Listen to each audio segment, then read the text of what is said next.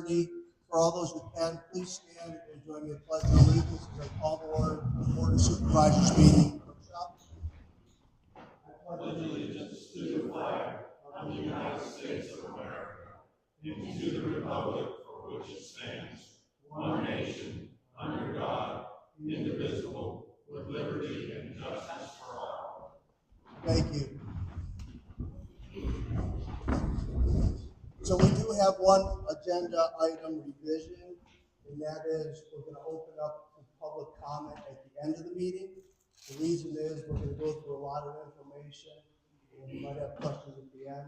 I will say this is a less formal meeting than our normal meeting next Monday, and we will allow questions. All I would ask, please raise your hand, step to the podium, state your name, and ask the question. Turn on the mic now. Tony, what you say? Is that during the meeting or at the end? Well, we'll open up to discussion because we're going to cover a lot of topics, and I know if you're like me, you're not going to remember them to the end. So we'll go to that. Okay. Going through the agenda, administrative business, we are seeking a motion to approve the minutes from the May 9th, 2026 workshop meeting. I'll make a motion to approve the minutes. I'll second that. All in favor say aye. Aye. Aye. Motion carries unanimously. The withdrawn MML and MML subdivision. A little color behind this. This was a subdivision of only like 2 or 3 parcels, as I recall. And what they were contesting was they did not want to have the sewage tested. Based upon input from our township engineer and sewage enforcement officer, we declined that and the withdrawal of something. Okay, I'll make that motion. All in favor say aye. Aye. Motion carries. So going on to old business, discuss a unified township communication option and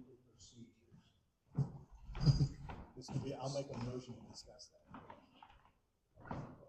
I'll second that motion. All in favor say aye. We want to discuss this. Okay. We do indeed.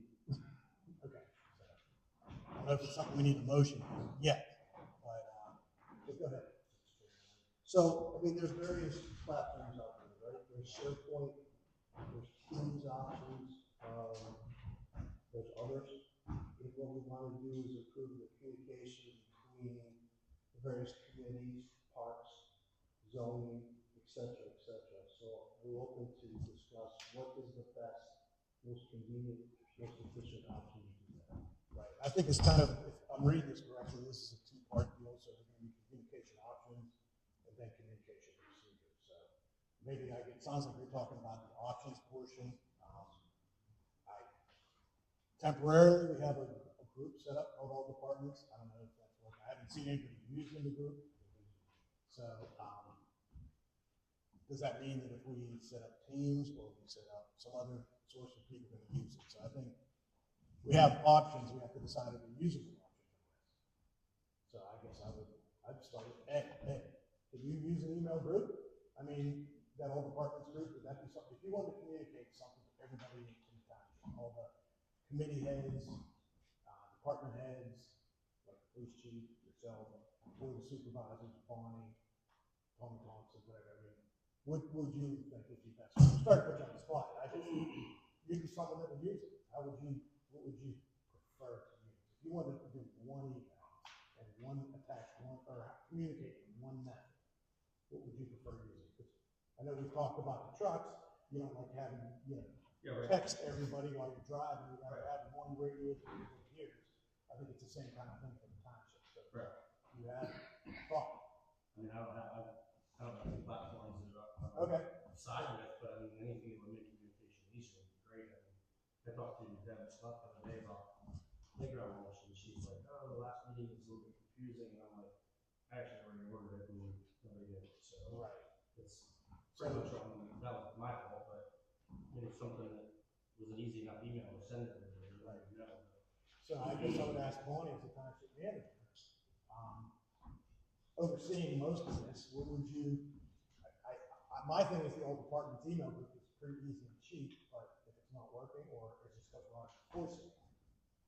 No, I mean, it certainly provides that email to everyone, that Yeah. option, assuming everyone is actually added to it. No one is left out. I would say that it's certainly not my preferred option, but if that's what works best for everyone. Well, what is your, I'm just curious, yeah, first. Not teams. Yeah, not teams, we know that already, so. I'm honestly not sure that I have a preferred option right now. There are equivalents in a lot of other platforms. It's just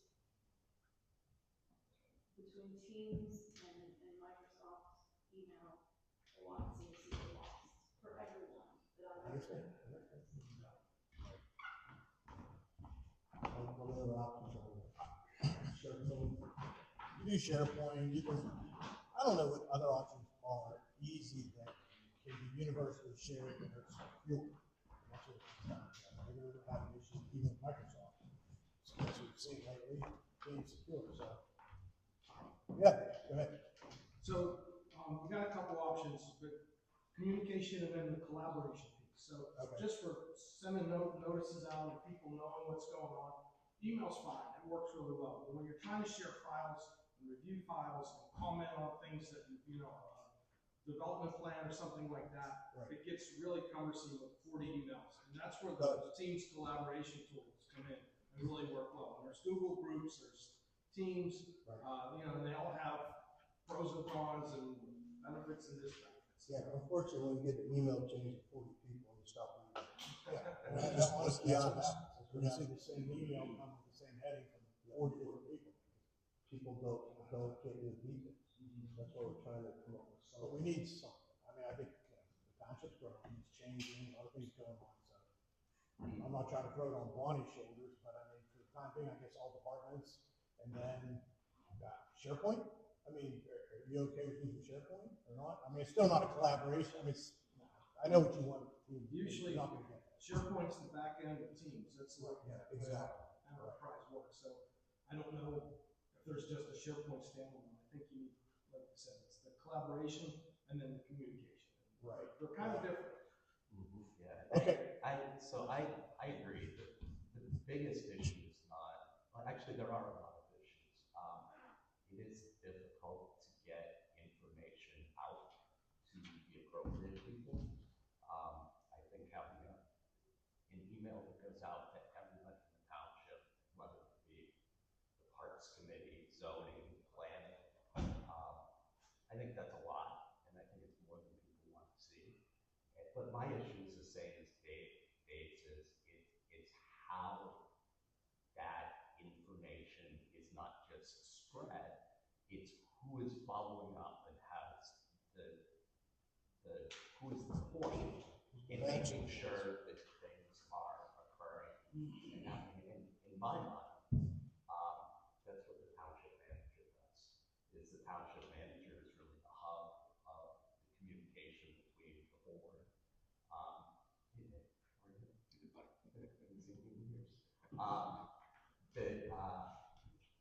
The manager we have to rely on to be the hub to disseminate the information and then to make sure that people are following through and things are getting accomplished and they're kind of keeping a checklist. So I agree with Dave that whether it's an email that we use to get information out, that's great. But how we're following up on all of that is the key piece. I'll just make one more suggestion. If you're going to do that, include all of our committees, give them a township email address we can use for official business. A lot of us on the Police and Planning Commission, we're using our personal emails. Probably not the greatest thing, because I know interchanging all those becomes somewhat of a problem, especially if you're replying back to some question we have, and then there's 20 emails in there.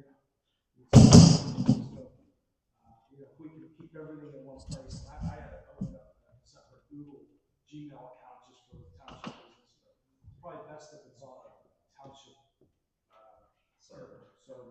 Because if there's some kind of lawsuit, we have to give up our email, then it's, we don't want to use it. That's one thing we talked about. We're not you in our in our legal counsel, township issue phones. Right, and I will tell you, after, just as a sidebar here, after discussing this with the IT company, apparently we do need to make some changes because the service that we have does not guarantee our documents are still here in the United States. Did they confirm for you if they're backed up or not? Because they told me no, we haven't backed. Not officially, but they said, well, it's all over and it could be on 1,000 different servers. Okay, fair enough. Okay, yes, sir. Yeah, two things. We're talking about options of doing it and methodology for doing it. And we're also talking about procedural methods, procedural operations. And I think under procedural operation, though it might be jumping ahead here, is that each of these groups, these planning groups, has a leader in that group. Correct. The group that they are leading, people in that group report their suggestions and their analysis and their operations to their team leader, to that group leader. That group leader deals with the township manager. Not everybody dealing with the township manager. That way you have a structured tree for your proceeding. And then the township manager will take the information from each of these groups, each of these segments, and disseminate it to the other segment leaders so that everybody gets all the information after it's been filtered through the township manager.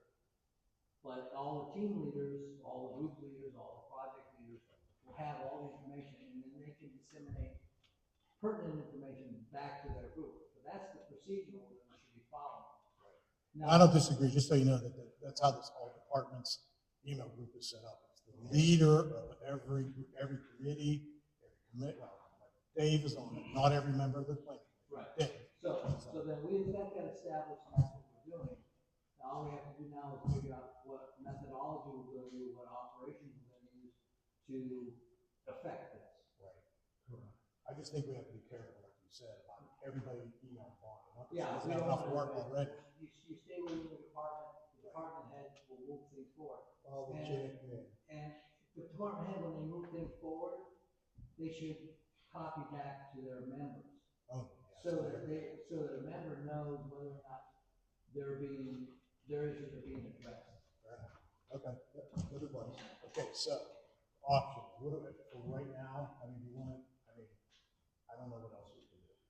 So I stay with the email option for now, Right, and so then, and then we can table it to future, church going teams, groups. right, and I mean, listen to other ideas, if you want to try Google Groups, I have not used Google Groups successfully, so I tried, it didn't work well for us. Okay, so, at least we have something, granted, it's not the best, but I would say somehow now we're going to enforce it, the procedures need to be, everybody needs to use this, all departments, and then somehow Bonnie's going to coordinate what gets transferred from all departments, if anything. It may just be simply, Ed send an email out to all departments, hey, I got mulch. And then we can just say, oh, that's nice, delete it, file it, or whatever. But if it's something that needs further attention, I guess we're gonna have to leave that onus on Bonnie, unless it's something directed to, the board of supervisors, that it would be Greg, or to the planning commission, that it would be you. I mean, can we make that a procedure, or is that a suggestion? You can in email set up groups, We can do it on your own, right, I agree, yeah. Like us, so I do, we do it every day. Cool. So, but it's not a group, we just. No. So I mean, that's Short option. term, I think that's the answer to it. So do you or do you not want to use that old department for stuff like that? I would use it. Because I mean, then Time being. Debbie would know, Deb would know, we already did that. So, now, will she read her email? I'm not sure, I mean, is Deb dropping how often? Yeah. See, that's the other aspect of what you're discussing here, is what avenue of communication is people gonna be looking at. Some people have email, but they don't turn their computer on once a week. If that's a problem, that could be a problem. So most of the time, people that are using Outlook or some form of email like that have the app on their phone as well, which they have in their hand every day. So that's the greatest, I mean, that's the most effective communication vehicle I've seen. Right now, Yeah. Okay, so can we, I guess, we could technically make a motion to utilize Microsoft and all departments for all township communication, and then we could talk about procedures. I think there's some things I want to cover further on, but, that'll be a process. okay. We want to make a motion for that? If you're going to adopt a policy or process, then I think by resolution, it should go with where it should fit. All the buildings should go. Unfortunately. Okay. I mean, if you guys want to make a resolution, okay. Yeah, I'd like to, I've never used that particular model. What You- model? What are you using?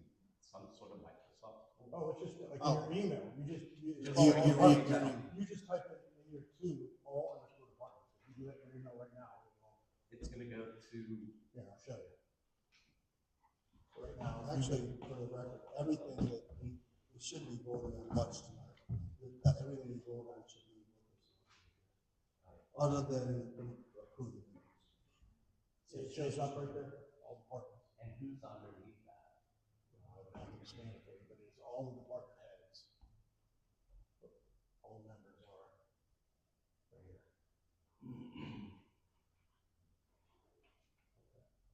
That's it, yeah. I didn't have the committee head from the zoning hearing board. I don't have their email, so I didn't. So basically, it's the supervisors. Oh, sure. And those are all, There you are. township email addresses. Not all of them, Not no. all of them. So Mike Brown's it, but, where is, I know that they qualified. I know Dave does not have.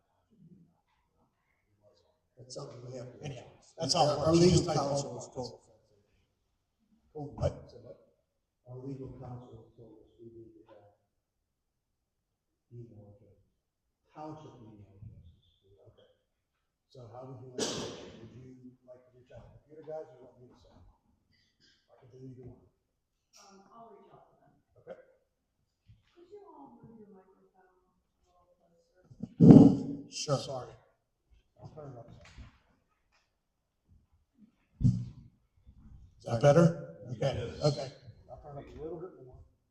At some point in time, we'll start reverb, and then we'll have to turn it down. Okay, so, you done with that, Aaron? Yes. Okay.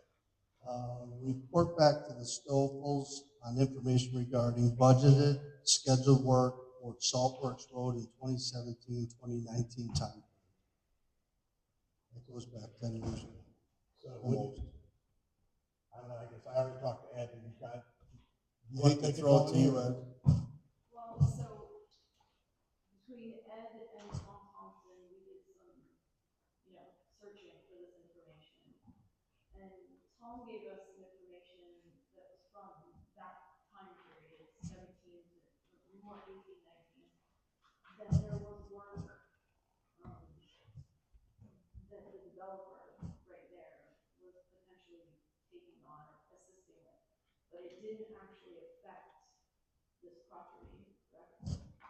What they were proposing was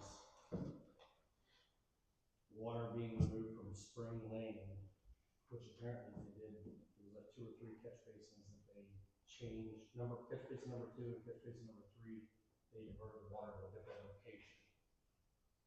And that's pretty much all we've found so far, but I'm sure there's more. We're still looking into it. But, the poles being moved back and the road being widened was supposedly already done. We still need to look into that and chip seal that road afterwards. But the gas well company was responsible from the entrance to Arden to 19. Okay. And they paved it. They paved it quickly, so they moved that. But that was their responsibility, not the contractors. So no other information then about, remember, I know you asked specifically about budgeted amounts, but there's nothing. We didn't have it. I have not seen anything yet. I know Bonnie's been working. Yeah, so the problem is there are budgets from those years, but there are not details on what those numbers are supposed to be allotted for. So sorry, Mike, I mean, I'm not sure unless you can provide any more We're still, information. we didn't road block it, we're still looking at it. Mine has the pictures of flooding every time we get heavy rain, and it's been that way for 18 Since years. 2017. Yeah.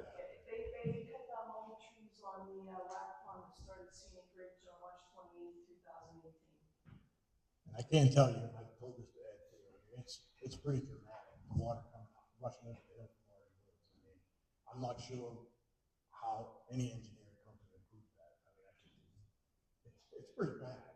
I mean, it's like a flood, waterfall coming over the hill. And he has it on video. I mean, it's pretty bad. So, I mean, obviously, I don't know the details, nobody here was probably all over the way. Hopefully, we can do something to alleviate at least some of it, obviously. Yeah, I mean, you mentioned upgrading the size of the pipe at Spring Lane, but, there's a gas line there that's supposedly in the way, so that's something to dig up and, right, see if we can do something different, maybe raise the elevation of the road, try to help get a bigger cross pipe in to help. I mean, that's something that we're still looking into, we didn't get off on it, so. Okay. So how do we address this in the future? How do we put this on our future agenda? Great question. So it doesn't get lost. We'll keep this one on. Okay. But the concern is with future development, we want to make sure the same thing doesn't happen. Right. So it's twofold. And I mean, I think the township, if I understand Mr. Stoffel correctly, did try to help out by putting that pipe in, although it's below a minimum size for a pipe, so it was obviously a That's bad why pipe. it's so small. But that's nice, but then it's small because you found out they talked about putting a bigger pipe in, and found there was gas line. So you can't go up there. So it's okay, now we're looking. So, yeah, it's okay to keep it on here and so we'll keep bumping it around. Okay. Is that okay with you, Mike? Do you have any other? Yeah. Okay. I'm sorry we don't have an answer. Yeah, we spent a lot of time on it, especially. Yeah, and when Mike dug that ditch through into the neighbor's property to get that pipe draining that way instead of towards me, the engineer was supposedly working on a solution, is what Mike told me. And it was the guy from Weaver Plan that told me that the original design showed that water running onto Saltworks Road, and then they made a revision, and then they dumped a bunch more water onto that Spring Lane. They all come and meet there. So the original plan was inadequate, and then the revision made it worse because they eliminated a pond because it was overflowing. It just poured. But the guy from Weaver's the one that told me it's the township's problem because they were supposed to improve the drainage on Saltworks Road, that they were always allowed to dump that water there. So I'm going by what Weaver's saying when I'm trying to hold their feet to the fire, saying, hey, you know, I had the original plan, and then I got the revision, and I didn't think, match. yeah, something's not right. We gotta make sure that, like you said, this doesn't happen again. Fix the problem that the The operator that was putting all those footings in and doing the drainage work in the Weaver plan, I went to him and said, are you following the plans, the stormwater management plan? And he says, I have never seen a set of plans for this project. That's scary. So where does the But I'm not engineer, surprised. where does the engineer come in this process? I mean, aren't they supposed to check this as this is going on? Yeah, before we sign off on paying. No, I'm not trying to point fingers, but I would think that's where, I mean, or what is the procedure to make sure that that doesn't happen? If a guy's up there, yeah, go ahead. Just, some of you may know this, most of you probably do not, but there's nothing in at least that third phase of Scenic Ridge that matches the drawings that have been submitted. So we have some work to do. Basically, they did what they wanted. Yeah. So Understood. I guess my question to the more experienced supervisors here, how have you done that since Scenic Ridge, or how do we plan to do it with Page Place or other development? What is Go ahead, the procedure? Now, wouldn't Weaver Homes still be responsible for that? Because I was up there today and apparently their mailbox blew over and Weaver rebuilt those. And he was up there painting it today from Weaver Homes. That's a question for us. It is. It is. So I would say maybe bring that up in public comment at the next actual board of supervisors. That's one day. Okay. I've seen the paperwork and our engineer and the Butler Conservation District headed out, both signed off on the drainage, on the, all three phases of that, they signed off. One other thing, we had contacted and worked with the DEP, they came out and said, you must have thought the whole way from him, but this is what we ended up with. The DEP said, oh yeah, this is all wrong, we'll get back to you. They never returned anybody's calls. We definitely need to improve this process. If we, the township approved the plans, correct? If we approved the plans, and Weaver came in, or whoever built the houses, and they didn't install the plans, it's their responsibility to fix it. I'm not disagreeing with you. My question is, who is the one that says Who it's not signed right? off? That's where I think the problem is. That somebody signed off on it and gave it approval. With the township? Yeah, I guess. I'm assuming. As supervisors, we don't sign off. Yeah, we don't sign off on it. We So we look at our experts and say, did it meet what they So said? it's our third party engineering firm that signs off on it? I can't answer that question, but that's where I'm leaning, because I would think it's the engineer that would be responsible. Name signed off that it was all done properly. So that's where I think we need to review that process, because you're right, that's the point I'm trying to make. We see the plan, we approve it, we assume that it's gonna be built that way, but then we rely on somebody else to review that plan. And I don't think it's just our engineer, I think it's also the county has to do it, she mentioned DEP, so I think it's, I'm not familiar enough at that level, but it's a good question and my concern. I think that we got a big star next to this is what we need to look at in the future, because we have a place going down here. And who's going to, we can't have the same thing happen. You gotta hold them accountable if they're not installing it the way they should. But I don't think anybody up here is an engineer. So I am. okay. I'm not. Okay. But yes, you're right. So at this point in time, it's a third party, is it our engineer, is it the county, is it the DEP? It sounds like it might be a mix of responsibilities. It sounds like this is a question for the solicitor. That's what I said. Correct. That's why I That's want to what bring he it up said at the earlier. next meeting. All right, we'll keep this on. Discussion on single ingress, egress ordinance. So, Okay. Moving on with it. You guys probably have some comments. I'll let you guys go first. Okay. my first comment before we make a motion is, where do we stand on this in relation, Dave, I'm gonna put you on the spot, in relation to the cell phone? Well, our goal is to have this. I'm sorry to interrupt, I already did, but I've heard 25, 40, 50 homes. It's 40. That's what the planning commission is going to recommend, is 40. Some townships have 50, some have higher, some have 30. I think our existing ordinance said 30. Some kind of, those are a draft, and we upped it to 40, so that's where we land. It's a draft, it was never accepted, approved. So right now, we have a lot more developments for over 30. Can't explode.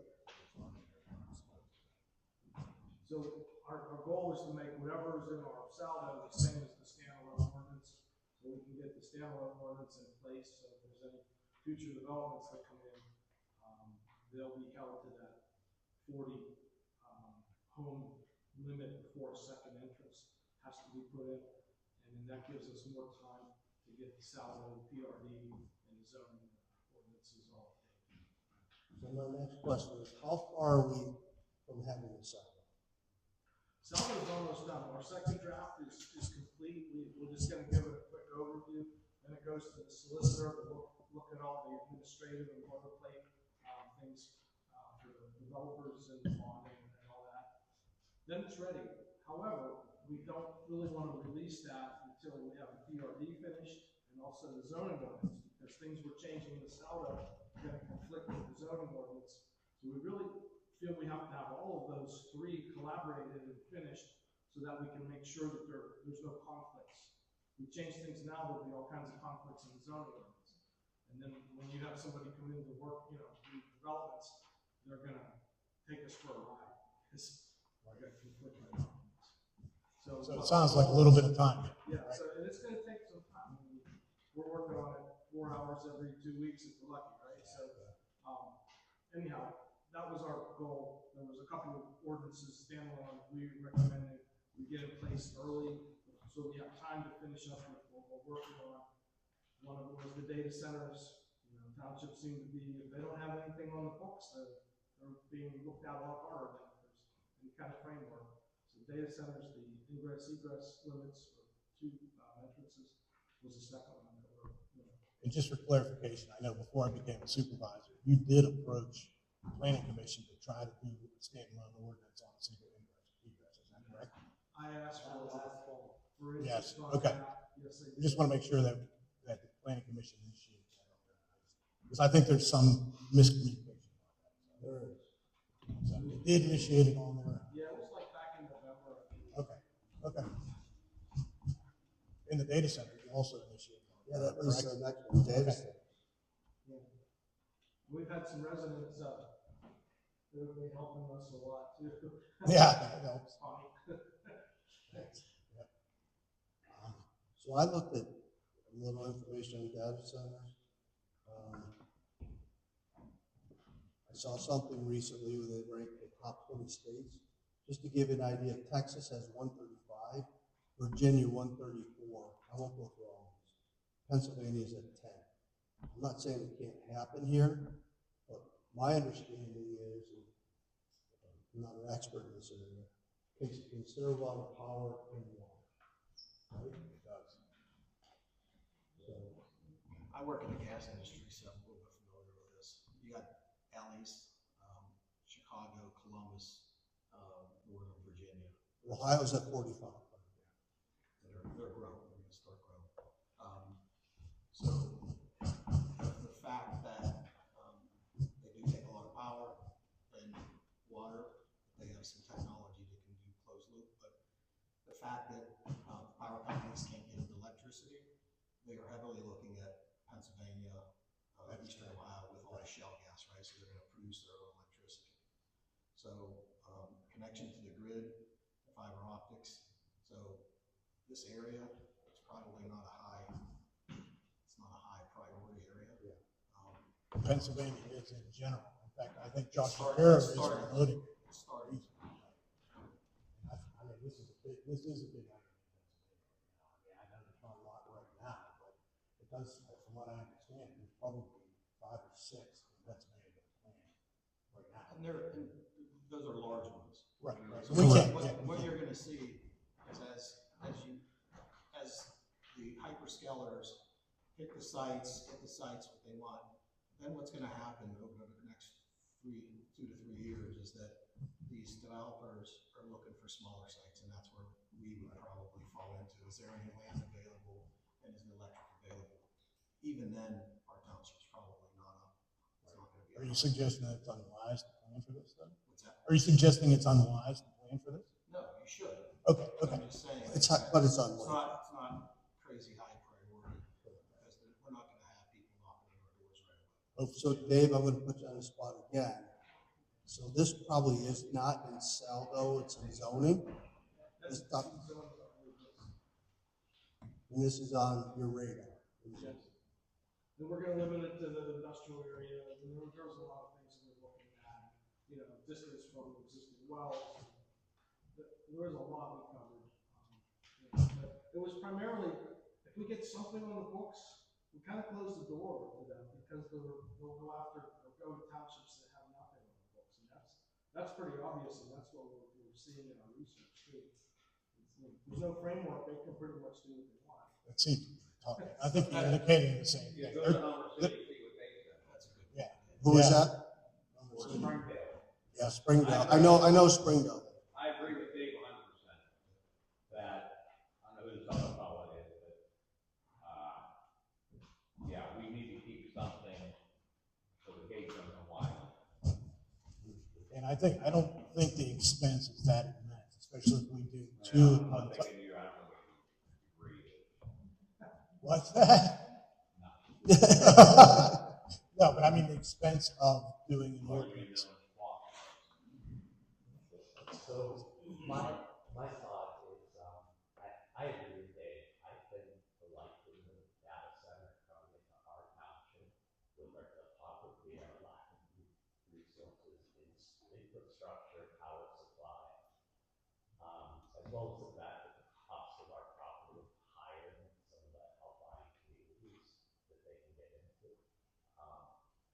think unlikely in the next few years. I also have heard, you know, when I listened to Dave and the other folks in the planning commission, they really are emphasizing how important it is for everything to tie together. The salvo, the zoning, the PRD. We found ourselves in a predicament with the Ingress amendment and the Wrigley property where we have gaps in how our zoning and our salvo and our PRDs play together, and those are taken advantage of by the developers, which are they find loopholes. We just ran into a situation at Hayes Place 2 weeks ago as we asked for, since we couldn't have two entrances, we asked for one big entrance, boulevard. And we had two issues. One, we can't ask for that based on how our zoning is written and how it ties to our health. Our second issue is, as we've learned, that PennDOT doesn't want two entrances on 19, and they also don't want a boulevard entrance. Anyway, when we take it all and we put it together, as well as the fact that we're going to jumpstart something that's probably going to be completed in the next 6 months, and we're going to go through a whole process. We're going to send it to our attorney. We're going to send it to the county planning commission. We are going to have public hearings. We're going to have court reports. We're going to have a tremendous amount of expense and time put into this process. It's a process, not even. It's a process. My recommendation is simply let them do their job, give them as many resources as they need to get it done. And let's go through this once and make sure that we have all the pieces that fit together so that the township is properly protected. No pressure. Did you learn from PennDOT why they don't want two entrances? Or Their comment was it creates more confusion, I guess, for lack of a better term. What their numbers show is that a boulevard entrance with 100 homes leads to more accidents if people are pulling in and seeing that barrier, and people come and don't know how much. When they run the numbers across the state, there's less risk to have one. It's basically what this is. Okay, can I clarify on that a little bit? Because I think there's some misinformation. I'd seen the letter issued by Tommy Thompson, our township engineer, and I think the way it was presented was somewhat inaccurate. It made it sound like it actually, Paul Brennan brought it up in the planning commission meetings, questioning it as well, saying, is this prohibited? Because Tommy made it sound like it was prohibited. Well, that's not true. So let me finish. So I figured I have to know a permitting, PennDOT permitting person. Somebody I know knows somebody. So I reached out to a couple of people, and it's actually my nephew who built bridges for the state. He gave me District 1's permitting officer, and I basically read Tommy Thompson's email to him, and I'm not going to say what he said, but basically that's horse law. So, and he said actually, and he was driving, and he said, I'll give you the section. It's in chapter 67, section 441. I have it. I don't want to bore us with it, but I can. Actually, I will. I'll pull it up. There's actually, I figured I might as well look at it, see what he has to say. So he said there's actually a guideline for building boulevards on state roads. And this is the section, chapter 441. He said, just scroll down. He says, we have an illustration, and they call them medians, median openings. So I highlighted that. So I'm showing this on. Here it is. Here's the PennDOT's guidelines for putting a boulevard-style road with two entrances on a state road. So, with that being said, I mean, there's more to this. I'm just saying the way the information is being transmitted, I think it's somewhat misleading, because then I saw an email a lot about, well, now the planning commission needs to consider doing this on their single ingress egresses, which I don't think we should limit the planning commission, maybe on state roads if you want to, if they're not going to get to it. But I ended up calling our district rep, let me ask you guys this. Did you know that the plan they presented from Boulevard had a sign on it? They presented a plan to PennDOT. Did you guys know it had a sign? Sign.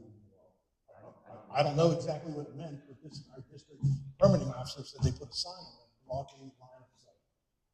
And therefore, he said that's that, and the fact that they also had shrubs about 3.5 feet high, that he was denied. So, but it's neither here nor there. I just want to make sure the information gets out correctly, because the impression was we're not allowed to do this, when in fact we are allowed to do this. They do allow boulevards throughout the state of Pennsylvania. The PennDOT employee who is tasked with providing the highway occupancy permit, the guy that we have to go to for everything that's going to happen here, made a determination based on PennDOT regulations that a boulevard was not appropriate. And I'm not disagreeing with that, but I'm saying. Do they allow boulevards under certain circumstances?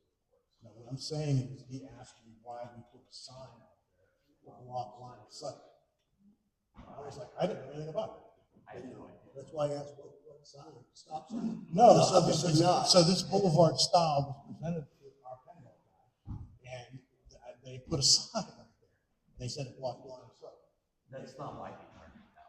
Well, no, there's other reasons, but I'm just saying we have to be careful about information, especially when it comes to the planning commission, because I think this should be an option, and when it's not a state. But anyway, look, I'll let that go. I just want to make sure we do have boulevard. yeah, I know We have one off of Woodstown Road. The development on the left-hand side. And I don't know. Plantation. I don't know that I'm against boulevard entrances at all. The road department is. Yeah, I'll make it clear, the road department is against boulevard style. Understood. What about, have you consulted with the fire department? Yes, their input is, Bonnie, I'll let you speak to this because you were involved. I mean, on the one hand, they appreciate a second entrance to any, any development. However, you know, this is one of those good, better, best situations. The best option would be two completely separate entrances.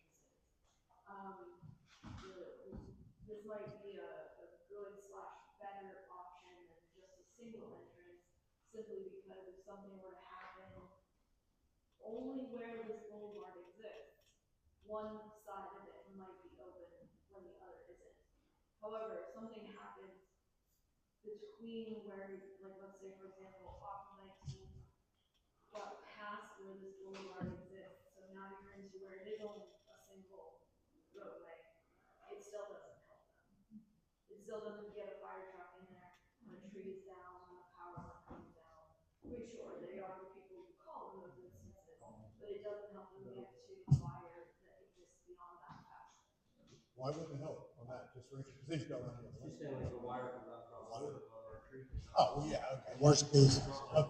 The best would be the two separate entrances. Well, no doubt. They would prefer two separate entrances. And if we say that's not a possibility, would you prefer a boulevard over a single entrance? I'd like to ask. So, yes, I think they would, but again, if that boulevard entrance only goes to a certain point and then it merges back in one roadway, at that point, that boulevard no longer helps them. Yeah, but if they would prefer a boulevard over a single. And just to be clear, that boulevard was supposed to go to the first intersection. So if it happened after the boulevard, they can always go around the other way. So it's not, they can't get there. Steve? Believe it or not, on 19, there are two boulevards right there by the Taco Bell. That's the boulevard right there. They have a cement thing. It's only probably 2 inches high. And then if you go down to Bilo, they have a boulevard.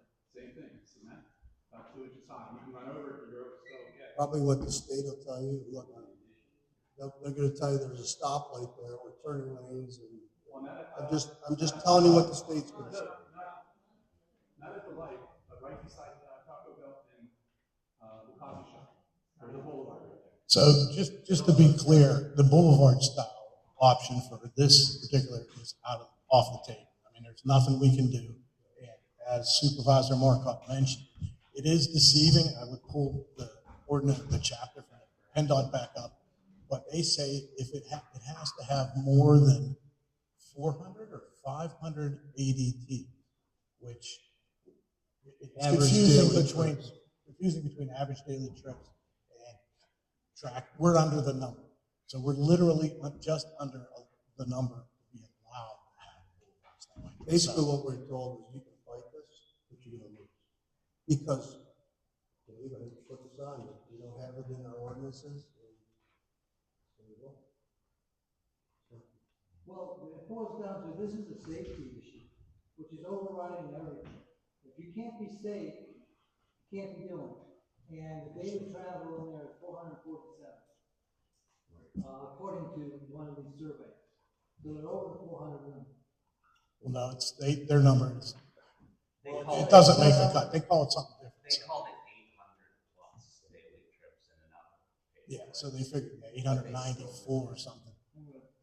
Anyway, that was the whole reason I brought this up, because I believe it's a safety. But the thing is, we have an overriding safety issue.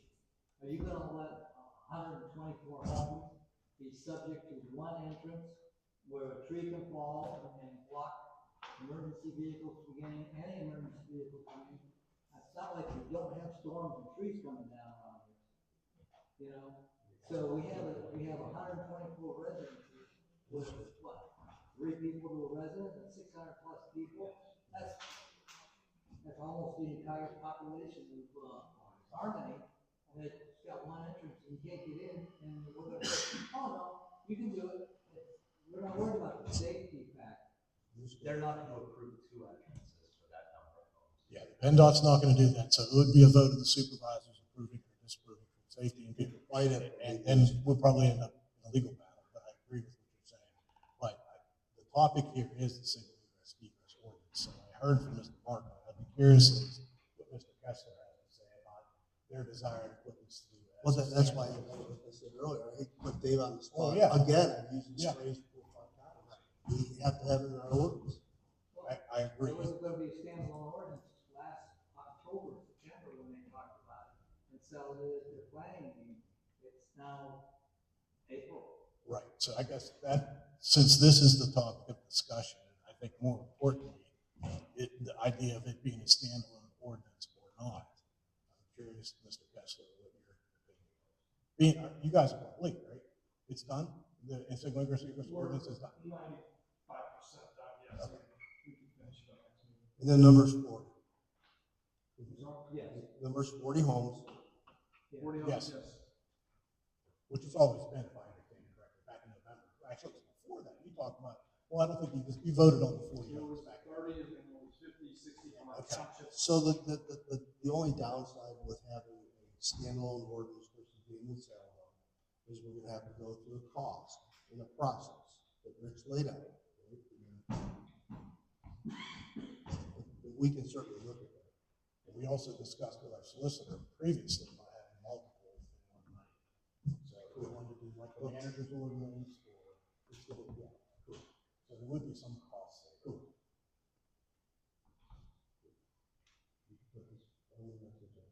So what's the cost versus the safety factor? Right. You know? Yeah, I understand. At what point do you say it's too costly to be safe? So are we going to put this on the next board of supervisors? Could I just mention one more comment here? We're trying to do this in front of any new developments that may be coming. Right, I agree. Yeah, I mean, there's nothing worth us from this. Unless they're right in that same line as Page Place, no new developments are coming in until we have sewage. Right. So there's a big step there that has to happen, you know, before they can get a plan approved. Okay. That's one thing we really have to look at is what is the developable land, is access, easy access to sewage. I'd say that a quarter mile of existing. Right. But it is a possibility, and there's going to be sewage, and there's going to be other developments, just not, maybe not even just on 18. I just think it's a safety issue wherever it's at. We pursued it back in October, November. The whole committee turned it down. I think we may have gotten some misinformation. Right. I do believe you did. I think you were told by. Once you change it, you can't change the souter or another year. Right, that's not. That wasn't the case. You can always change this out. Well, I think our engineer was getting confused with period. That's only once every 36 months. Because we later confirmed with the solicitor that no, you could do that stamp or long as that firm straight south of the So sorry, just for clarification's sake, you think the planning commission can finish this up at your next meeting? The egress, yes. Okay, so that will be, what's the date of this? End of Same April. month like the 28th. End of April. So then you can send that to the solicitor, or send it to me, and I'll send it to the solicitor for review in order to put it before the board at the May meeting. Not the next board supervisor, but the May meeting. May workshop. Maybe.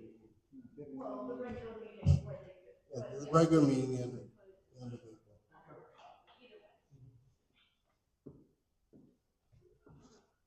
So going on the data center, we're a ways from that. That's gonna take some time. Okay. Any more discussion on that? To me, this is the hot topic of today. Or Ed, he probably wants to go home. And I hate to put you on the spot. 10 minutes is probably enough time, but look, this is my biggest concern is the roads that we have, right? Our infrastructure is not the best. We know that. And it's been years of, probably half our roads are not even paved, right? Tar and chip for several years, forever.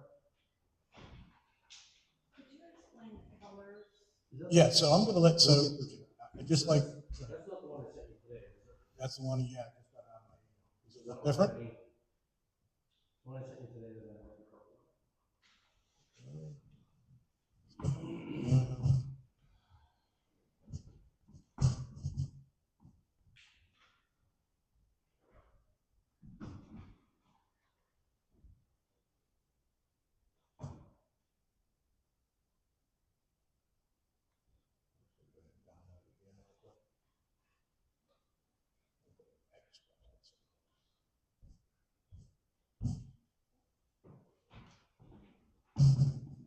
Look, this winter's obviously been very harsh.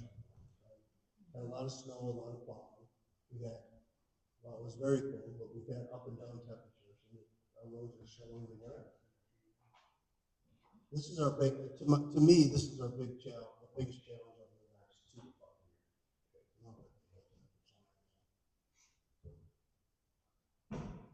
So, You have another copy you want to send to me for whatever reason? pull that other one up you have, Mike. We'll Okay. see if it makes sense. Let me, Because it's been edited since.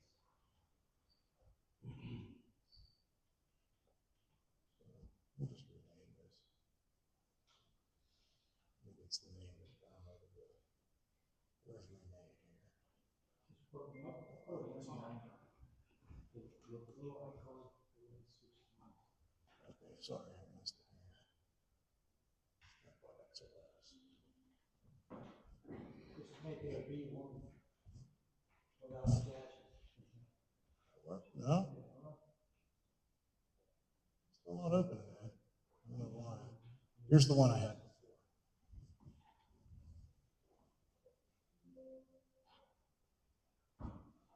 Okay.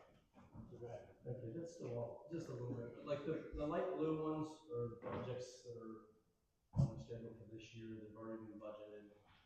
The top one there, that's Churchill Road, that road's pretty much impassable right now. And we're using some Mardones as base. And then 2017, they're just gonna chip seal over top of that, it's a triple seal. 2017, I'm sorry, 2027 is the yellow, that's stuff that's planned for next year. It's not a definite. None of this is a definite. This is all we would like to see happen. We got Dogwood up there, Little Creek's on there, Crab Run's on there for next year. Whitestown's on there, the bottom part of Whitestown past the spring, because you always want to do a project in the vicinity. That's your best price. But we're also trying to go after grant money for this, and this is a very expensive fix for Little Creek and Crab Run. I mean, the road's, it's gone. There's no edges of the road. There's spots of it that are 13 feet wide. 10 cars can't even pass another zebra. It's less than that. It's 2 pickups can't pass. You can't on Whitestown Road. Right. So to give you some background, what we're trying to do here, because we don't have a plan, we're trying to make it. We're already, if I'm correct, we consumed most of our road budget so far this year. Is that correct, or Bonnie? Yeah, Can you speak to that? You know, we have the chip seal, just the chip seal to protect the stuff that we paid last year took up the budget for this year. I mean, Churchill's the only extra road that's on there. Ellis, Woody Wilson, and West Lancaster got paved, it needs a protective coating on it, so it gets a chip seal this year. And the state, since they gave us grant money for that last year, the multi-modal money was, they want to see you protecting their investment, or they won't give it to you again. You just neglect that. You gave it, let it go, they're never going to give you the money again. They can even ask for their money back. That's what I've understood. So what we're trying to do, though, is we're trying to plan 27, 28, get as far out as we can. And again, like I said, this may all change.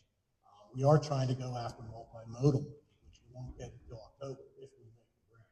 So we did not get the multimodal money for 2026. We haven't got it for 2 years. Right. So all we can do is apply, but you have to have all this information that's put together. So you have the width of the road, the length, the last time it was serviced. When you apply for a grant, you need a lot of information to apply for it. But even so, we know we have to fix the roads. So now we're trying to come up with a plan. So I asked them to put this together. I think it's a good start. If you look at the ratings on the road in the far right, it goes A through E, with E being the worst. So this document is sorted by the worst. E is the worst? E is the worst, yes. So When we were in school, F was really bad, but our roads are so bad, there's no way. Yeah. Like they're not, like I would say that probably Churchill and, Schmidt Road. Those are the ones I live on Schmidt Road. Okay, so you understand, so that's an E. Talk about Schmidt Road. Okay, so that is on here. Yeah, so that is on here, but I'll let Ed speak to that. There's a. We're at the point where I asked for it to be coal patch last year, right? Now we're sitting in there at 4 inches of mud. Yeah. So I drive down through there, try to avoid it. I'm driving through big pots of mud, bringing it down to my driveway. So my tires are all, literally it's mud. It's 4 foot in diameter of mud. So I understand budgets. I definitely understand the plight of not having money.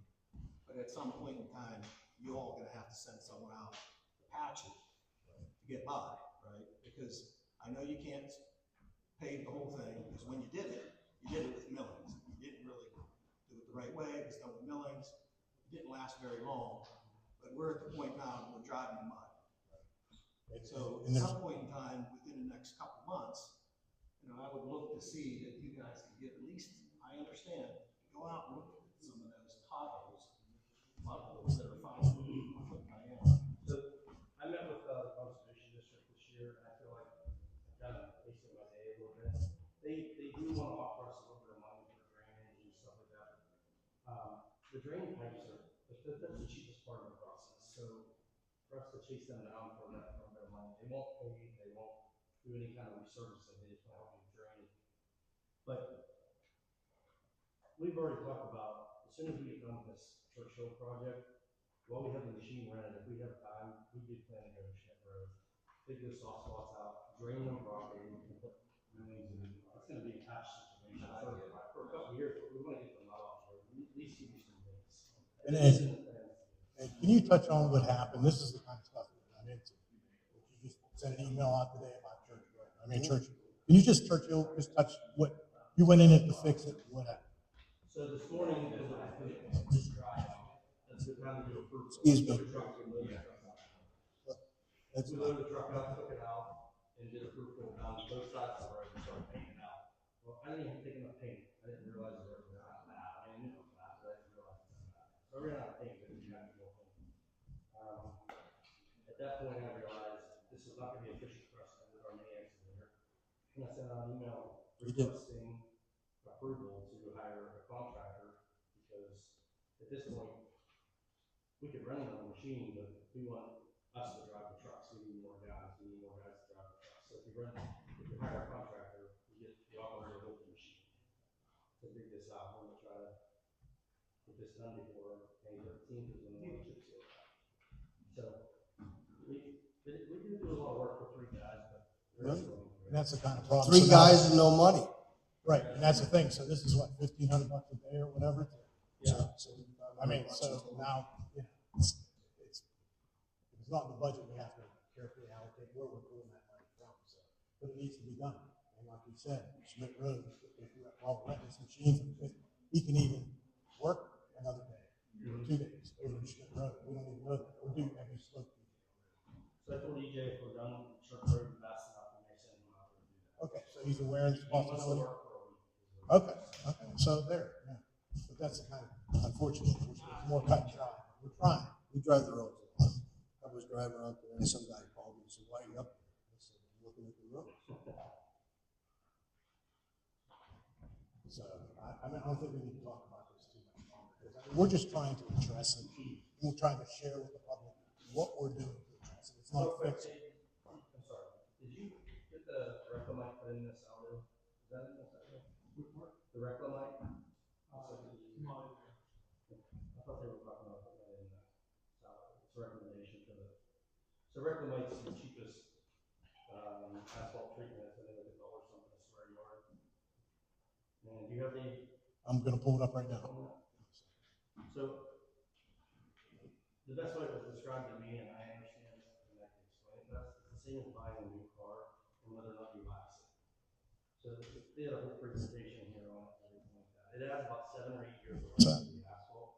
And you can tell by, they did side-by-side comparisons. When it rains, that's when you really notice your asphalt is holding that water over the top. And that's what this stuff does. It's cheap. We want to try a couple roads in Harvard. We have money in the budget this year, and then if he wants to hear us fixing a new road, but it saves money 8 years from now in the budget from having to go and build that road. It's a long-term plan. Yeah, I don't We're have. trying to make it to where the contractor actually has to pay that before we release our 18-month bond. So if they pay for that, then it's less than a year. Sir?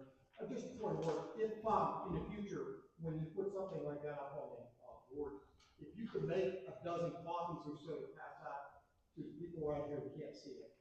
Okay, fair enough, yeah. It would, It's a discussion. And anybody that wants to know, you can stop in the office and we'll gladly give you a copy of the information. It's easy to bring up. I mean, we should have it here, I get what you're saying. Look, we have not strategically planned for roads, correct? And it's not a shot at anybody in the past, right? One of the reasons we brought on Ed a year and a half ago was to do just this. We got a plan for these problems. We have a lot of problems. It's pretty common in the township to be in firemen, especially with 3 guys, you're putting out fires. You're trying to find them, fix them. This is trying to get ahead of them. But it takes time. I spoke with a guy named Glenn from Money Creek Township.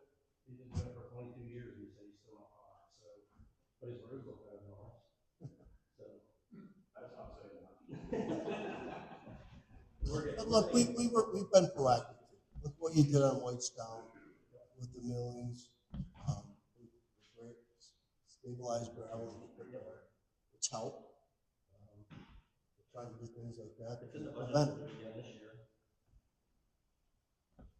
But anyhow, I hope you at least understand, we would like to show the residents what we're actually trying to do. It doesn't mean we're fixing it, but we're at least trying to go in the right direction. So, especially for 2027.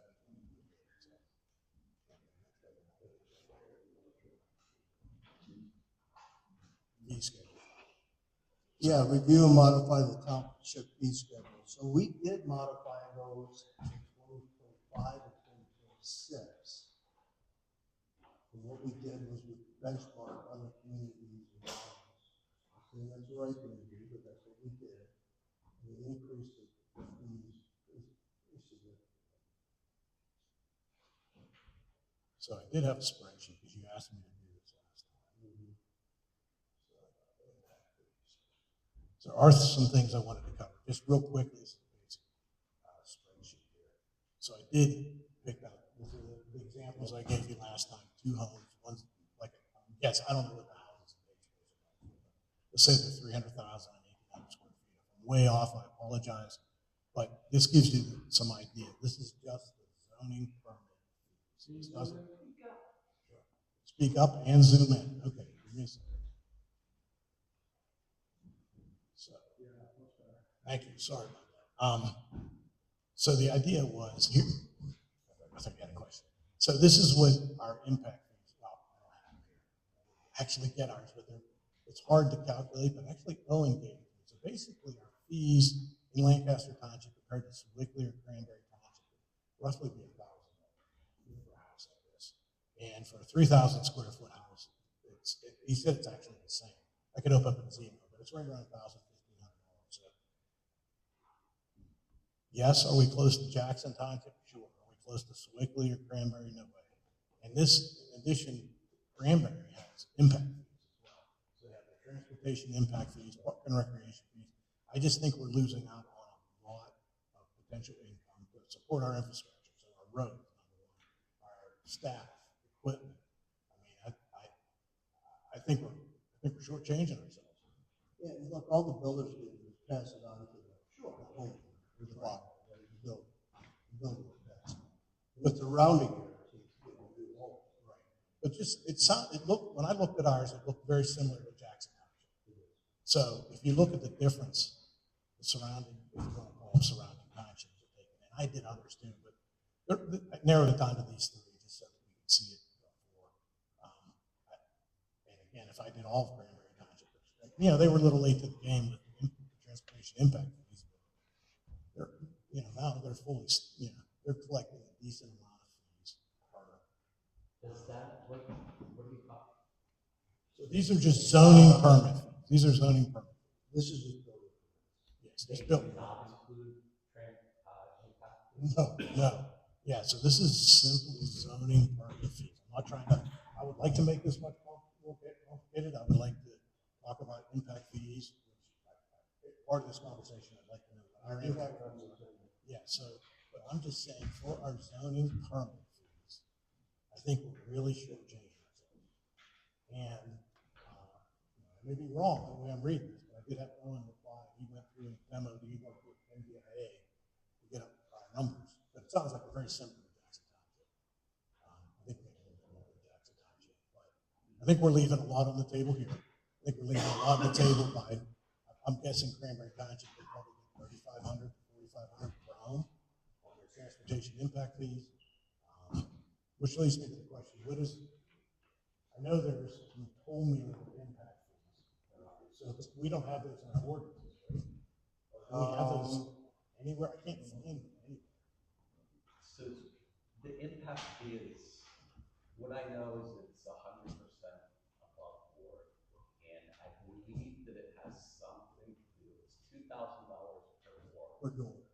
So Page Place, the developer will pay $2,000 for every house that they sell at Page Place. And I believe we're allowed to use that money to either fix roads or parks. We have to decide what we're going to fix. We can also split it between the two. And the reason that we're allowed to charge it, and I could be wrong on this, is I believe it's in exchange for the lack of open space in a townhouse type community. So We got this fee from Arden, we got this fee from Scenic Ridge. So it's pretty standard. And I think Mike's right. Our fee schedule is really difficult to understand in the best case scenario. I don't think anybody really understands it other than maybe Cheryl. She's the one who collects them. So I think what I'd like to see is, I think it's a great start, but I'd like to see a breakdown of how other communities are doing it and where we actually fall. A detailed look at where our permit fees fall, so we can I think put our heads together. so that was the permit fees. I'm not going to give you the exact amount, but if you want to look at stuff that other communities do, this is very common where they have these fees. You could look at surrounding communities that have this in place, but they escrow by acreage. They have charge a general fee. They also have land use fees and subdivision fees. I mean, it's pretty well broken down. There's a lot. So I'd like to see a presentation that's really clear for this something Owen could do for us? Yeah, that's what I was gonna, I guess that's where I was leading. So when we say Owen, he's our new zoning Officer. Question, the $2,000 impact fee, Mhm. is that an ordinance, or how was that arrived at, when was it arrived at? Can it be changed? How? We don't know the answer. We are, here's it, and I'll tell you the truth. I have never foreseen a development in Hampshire. I just started sitting here 2 years ago. So I'm learning as well. And we are now in the process at a place where we're learning as we get to each step in the path. And so the impact fees are negotiated in the developer's agreement, which occurs after the final approval. So we'll get there and we'll understand it more. We do know that they have agreed to at least a $2,000 impact fee. So can I ask when that occurred or how it occurred? 'Cause Oh, this goes back 10 years ago. I'm with Rich. and I understand. Possible deniability. 10 years ago, somebody came up with that number of Scenic Ridge. We don't simply don't understand. So I can say without doubt, it's not in our ordinances, it's not in our sound, it's not in our, anything with zoning, it's not in our fees. So It is in the developer's agreements, and I do not know how it's arrived at. I do know that there's certainly a precedent for it. It's a common way of doing things, but we don't know. Does every developer who builds after the time of Arden agree to the same amount, or? We don't know.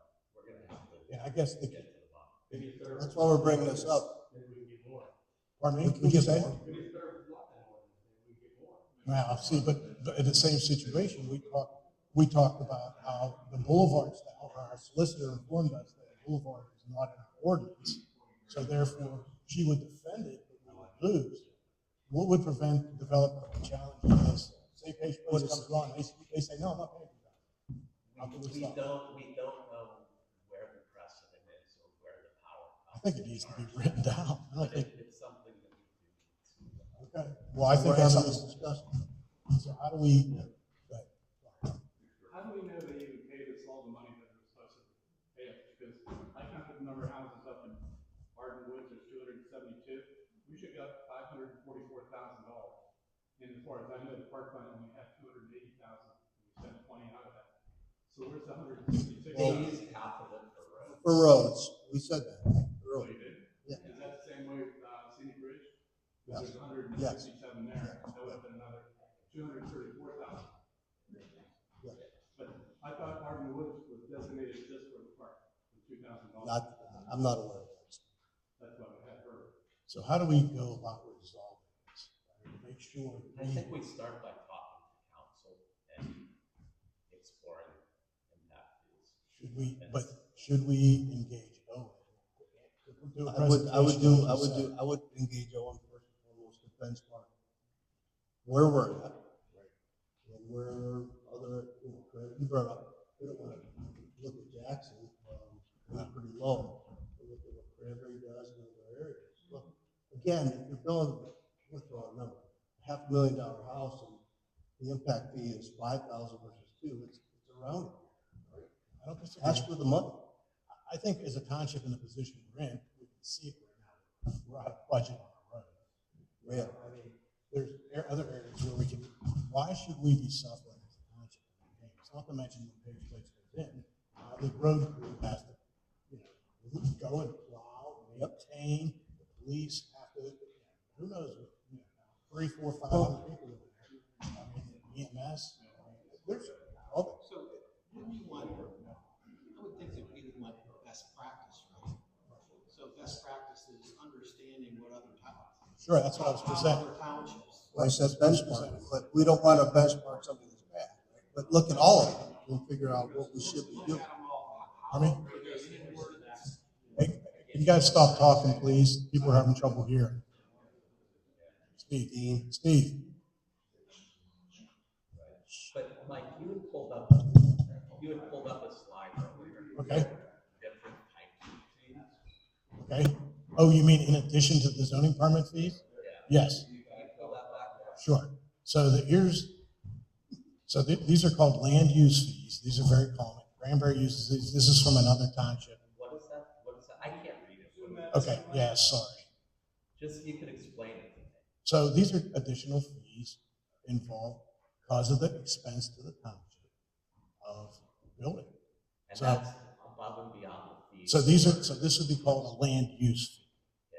And it's So- based on acreage and it's, what the fee is and how much you have to escrow for it. And then there's gross floor area fees. There's a traffic impact fee, which is something I think we really need to discuss. Then there's a final plan. Basically, reimburse us for the cost that we spend. And this is Cranberry? No, Granbury has something very similar. Who is that? Yeah, this is somewhere in Pennsylvania. This is not a PA. So Let's see. Here's new development fees. So it seems like townships are attacking the permit building in 100 different ways. And it's hard to calculate. So I think the idea is right, that we can generate more revenue, we can do it in a simpler way. But I do think we need to understate it. It needs to be simple, but the problem. Right.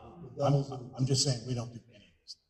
So this is, other than what you mentioned, you get a $2,000, which is not documented anywhere, like this is documented.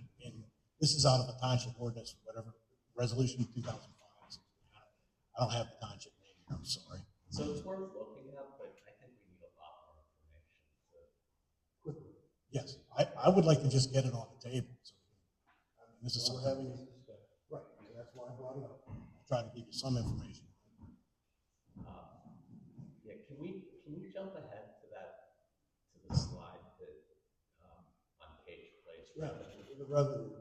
Oh, the one you had? Okay. We're gonna go off script here, we're gonna go to This is later. new business, what page place generates. Yeah. And I'll preface this is not going to improve the page place, but we just want to show you what the impact is.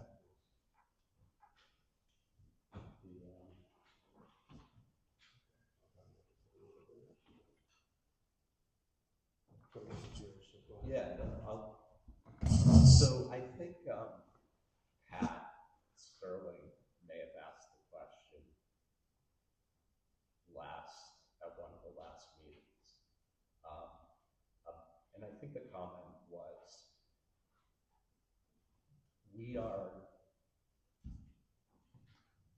these developments are costing us a fortune and our taxes are going to go up. So we really need to work hard to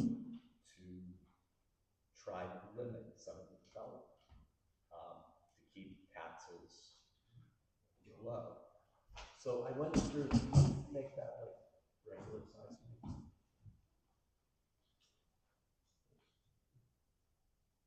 So I went and I filled, and I didn't know the answer. I've only been sitting here for 2 years, and I'll tell you when I don't know something. And when she said it, I didn't know. So I went through and I built a spreadsheet that projected how much revenue take place with 124 homes. And our current fee structures, earned income tax, real estate transfer tax, all of it would generate. So assuming full build out in 2 years of the 124 homes that would take place, at year 5, the township would have generated $1,577,000 off of take place. At 10 years, the township would have generated $2,142,000. Yeah, I think something must have happened in your calculations because I'm not seeing that. I'm seeing 113,000, 630. So if you look at year 1, Yep. 588,000. And I can talk you through it. Pardon me? They're not showing cumulative at the bottom. They're not showing. Yeah, something happened with the So town. you have to add up Each year, it's front-end loaded, because we're assuming Oh, okay, the gotcha. houses will be Okay. built I in see. year I'm one. sorry. Okay. Then you just, like the impact fee or the door fee, as we call it. So the first year, our impact fees of $2,000, we sold 62 townhomes, which generate $124,000. The permit fees, and I use, because I don't understand the permit fees, I use the 1% that Mike had suggested for permit fees previously, just on the total sales value.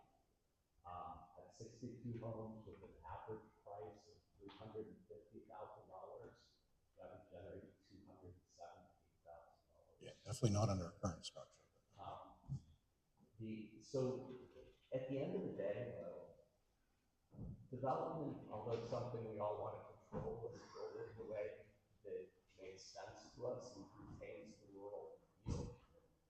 It's also the ticket that keeps your tax bills low. And when we talk about trying to fix the roads, Scott Ridge Road is 5 miles long, and I think we estimate it costs about $200,000 per mile to repair it. So we're looking at $1 million to fix just Scott Ridge. We have 40 miles of roads in the township, if I'm correct. So one way or the other, we do need to find a way to keep taxes low, not tax the folks who live here, but still continue to upkeep, with new trucks, police cars, the cost of asphalt goes up each year. So paved phase has a lot of downsides, but from the township budget perspective, it's going to generate a ton of money that we can do good things in the township to fix our roads. How long is the road in this place? Is it even a mile? No. 10 years, or $2 million from underneath? Yeah, that's what I was gonna say. Earned income is our biggest revenue generator. The more houses, almost a lot. To get more money, right? Less service. So it's really good for me. It's not good for our school. Right. And the downside is there is expenses too, which is the expenses aren't listed. So to be fair, we have. This is a hand grenade. Right. And, yeah. But I will tell you, I'm probably pretty close. I could say these no, I would love to see the permit fees to be that. You're I double. charge 1%, which is what you would. He said all houses would be built. Right. And I would love to get 1%. I could tell you what I actually owe. Well, I'm not going to deviate. Oh, and I, like I said, it's more like 1,000, 1,200 a unit. Not the permit fees. The permit fees are $3,500. Here, I'll tell you. 62 times 3,500 would be 277. But anyway, it's just a mental exercise. That's what a development like paved place is to the town. We can argue over nickels and dimes, but with the bad comes the good. And if you taxes down, fix roads, and find a way to do some of the things we need to do. So anyway, just an exercise. Okay. Yes, Steve. Would we be able to raise that 2,000 to 3,000? With you guys? Well, doing it right away? I think we've answered that. Huh? Maybe. We don't know how that was arrived at, I'll be honest with you. The second thing is, we ask that money up front. This way we know we got it. All one big payment. You can always ask. You can ask for anything. Doesn't hurt to ask. Doesn't hurt to ask. Money for the road. Doesn't hurt to ask. So Dennis? the permit fees, what do you use for permit? Owen gave me the actual permit fee, so it went from 217 to 68,000. Just, I'll show you the email. He just sent this to me today.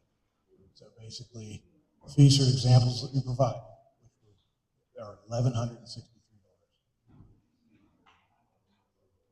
So anyhow, it's just a start, but just to make it a little. I'd love to see it. So I think that would be a huge help. I just have a couple of questions. One, I would think that this should be a high priority. We're gonna make some changes and make that happen. Yeah. Two, why can't we do the same thing Swiftly Township is doing? Yeah. We are, yeah. We can ask. I just, you know, it looked like we were comparing ourselves to Jackson and maybe Cranberry. Why don't we just, this is the best place, a lot of people think this is the best place to live. I think it's the best place to live. Pay 1%. Let them pay for it. And Mike flashed up the screen there. You don't have to pull it back up. But you bought 100 acres and built $1 million home. You know, a big fee is around it. Again, I keep using that phrase, it's around it. They don't care. Well, We're gonna pay for it. Well, I think it's a simplicity look too. at it this way, Lancaster Township is a premium place to live, let's charge a premium price to build. I Don't agree. disagree. I think everybody here agrees with that.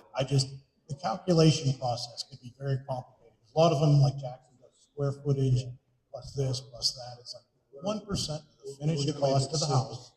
That's it. If you go to Sewickley Township's ordinance, it's 1% of the final That's price. what we got. Okay, yeah. I mean, that's simple as pie. You don't need a rocket scientist. And that's the number I use in my calculation. And I think we need to prioritize the roads over the park, as much as We are, have a right. park. That's why we're not touching on the parks today. We're touching on the road. And I said my biggest concern is the road.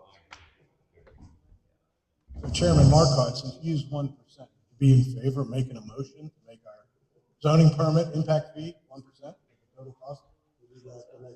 I said, if we were to put this on the agenda for the next Board of Supervisors meeting, pending approval by our solicitor, which I think would be pretty easy to say 1%. Now, I want to understand the fees in the other townships as well.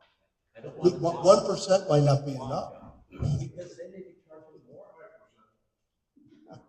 When you see those big numbers based on acreage, No, I'm just talking the zoning permit fee. I'm not talking land use. Something simple. It's something that we can go into our current fees permit. That's it. I agree with you. I would want to go for everything, but we have something very simple to do now. That would be permit. I just want to understand what everybody else is charging across the So board. Owen should be able to tell us that this week. Yeah, I mean, actually, that checklist that's the Excel spreadsheet has listed almost all townships around us. So I'm not sure what more information. Oh yeah. But I'm just saying, just get this. Let's just get the permit fee out of the way. I mean, that's something we can do with a simple resolution or motion. What do you? So it's a short-term solution to get that done. Yeah. But look at all the other. Oh, absolutely. I think we need absolutely. I'm just saying, let's. If it's low hanging fruit, let's have at it. I mean, we're way behind. I think we have to do this right. Well, I know, but it's the right way. It Well, takes 5 years. It's just the permit. Yeah, The other that's what I'm saying. fees, Yeah, I agree impact with you on the fees. other stuff. Permit fee, you have all the information, you've had it for a couple of months. You can go through it. You're not gonna come up with a different conclusion. That's great. Let's have Owen tell us by Thursday what that impact or the permit fees would be. I will forward you his email. I'll wait till.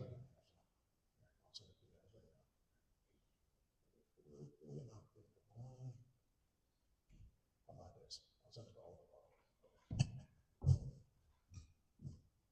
Did you calculate a permit fee for Page Place? That's what Yeah, that that's what I was. used. He used 1%. He used the 1%. That's why I'm asking, since he already used that, is he in favor of it? Let's just put it in place. That's all. But the rest You of didn't it, negotiate. But we don't know what happened. You didn't negotiate. I wasn't involved. I don't know. Nobody. None of us were Anything with involved. Page Place. No, I think if we changed our permit fees, that it would probably be effective. I think we'd have to talk to Michelle on our and kind of. But this board fee impact is $2,000 per day. But it's not documented, right? So then it sounds like they. That's my concern. Anyhow, sounds like you guys already agreed. Somebody already agreed to take place for the $2,000 bill. Oh, I would assume we have. Yes, he has verbally agreed, from what I understand, that the impact fee would be $2,000. So if you were to go back and say, I want to be I don't know, We- we don't know the answer yet. we can talk. We have to understand the process more. None of us understand it. It's Well, done, it's I know, done, but we Roger. should. Look, yeah, it's $1,000 on a $350,000 house. It's a road. I agree. I think 2,000 is way low. But anyway. So that's separate. That's not the zoning. So we're gonna have that on the agenda for the next board of waiting 2 months, Mike, to have all the We can put information. it on May. Let's at least look to May until we have a full breakdown of We might get what more. it costs. And we might, yeah, there might be a better way to do it. Let's at least take the time to understand and move forward intelligently, not just. That way we can be We could proactive. put on a May, look, ages are gonna happen. No. We could approach the builder, it's done up. We could approach to that. I'll talk to him. Yeah. Seriously doubt we're gonna find that we're low on any, or we're high on anything. Doesn't look like it, does it? No. So why, if we're pretty confident we're low, then why do we need to understand it? Why don't we just go swiftly and say, what do you do for all your fees? Collect the relevant data, make a command decision. That's what we need to do. That's what we're saying. We debate together. It's like this 40-foot, 40 house limit. We've been playing with that since last fall. And we still haven't gotten our. Well, I would say we've been playing that for the last 20 years. I mean, look at Arden Woods. Yeah, well, see. All right. So we can debate things till they die and fine, or we can gather the collective. While we're having these meetings. Make a command decision. I would like to put zoning permit on the next board of supervisors. If Owen can have an answer to us by Wednesday, Thursday, 1%, maybe it should be 2. He's the one that referred to me about the But we don't know what the other fees. I'm not saying anything about the other fees. Just Get say the other fees, just let's the talk building. about the zoning permit. The thing is, We are- not the other big. Right, agreed, but I mean, we already have the zoning permit fee on our fee schedule that we all approved in January. And it says it's this amount, it's $100 plus some stupid amount. I mean, it's ridiculous. So let's change it, let's just make it 1% and we'll talk about the other fees in detail. I mean, I'd like to have it. I think it's pretty simple. I'll get back and we'll make a Okay. decision by Wednesday.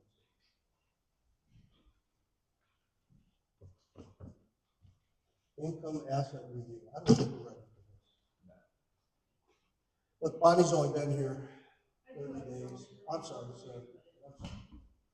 Sir, you had a question. I'm sorry. Yes, it did. Oh. You usually inquire of the other townships how they determine their fees. Yeah, that's what That's we've what we're done. talking- That's what we were yes. showing up here. Yeah, we had that up on display. We did like Jack Okay, I said. know you catch about half of it. Sorry. Well, Yeah, we're we gonna gotta- benchmark what other townships do. Right, wrong. We'll pick what we think's best for Lincoln. Well, I understand that. I was looking at what you could use as a base to move from. Like, we're gonna look at all of our fees, but I think the big issue tonight was the permit. What do we Right, do we were with just that? focusing, this is what we had up. This is the fee. You know, that Cranberry, Swickley, and Jackson. And our fee, so our fee on this, and this is actually $1,100. So this is our fee. Yeah, I think the 1% across the board is fair and appropriate. Too low. No, I think it's fair and appropriate. You know what I mean? If you're putting this on a mobile home, you're only paying $20. Yeah. Whatnot. I agree. I think that 1% is a good number to work with. That gets us up from where we are and it's fair. Yeah, I'm not, but I think there's gonna be other fees. Once we review the other fee schedule, we have no land use fees, or very low. We have no impact, fee, no document impact fee. Yeah, this is just one little aspect of it. It just, sir, so you can see what we have for other townships. I put it back up on the screen. So here's how we compare. Ours is basically $1,100 for either a $300,000 home or a $450,000 home. Whereas Swickley, you know, for the larger homes, $4,600 or $3,100. Now Cranberry is this, but they also have an impact fee. So we're looking at about 1%. Swickley is 1%. Yeah, well. That's what. 300,000, 3,100. Well, they have a $100 fee, so it's $100 plus 1%. So, but yeah, Cranberry has this plus the additional fees. I think- That's like about 2/3 of the percent. More than Cranberry. I think so. And quite honestly, Jackson's is by square foot. Yeah, Jackson. It's very difficult to calculate. It's residential, commercial. We don't need to get into that. But Just they make- have other fees Sure. in addition to this. We're not talking about We NFTs. want to know what the big number is. What does it cost to come build a house here? And if it's 15,000 a year, 15,000 with all the fees put together in the grant. Well, we want to know what they all are.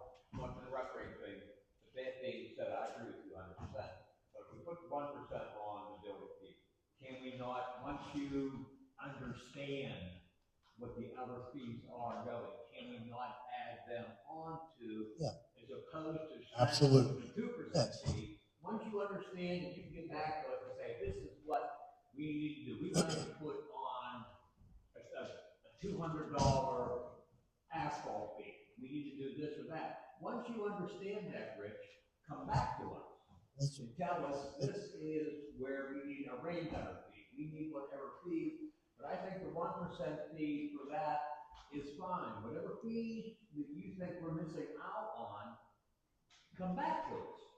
I think that's what Rich is saying. Rich is saying, let's look at that in detail.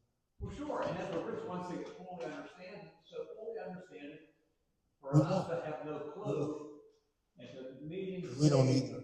This is where we're lacking. We do not have a green grass fee. We don't have it. And you can explain all of that to us. Meanwhile, we'll take the 1% fee, which is very fair. For the bigger house you want, the more you pay. You do your fee, so Rich, my task to you is find this out and get back to us. So what if we find that we have other fees that are higher, if other communities aren't charging a $2,000 rent? But we already know. Well, we don't have that. That has us with us. We can Right. do 2,000 back on top of it. This is not an impact fee.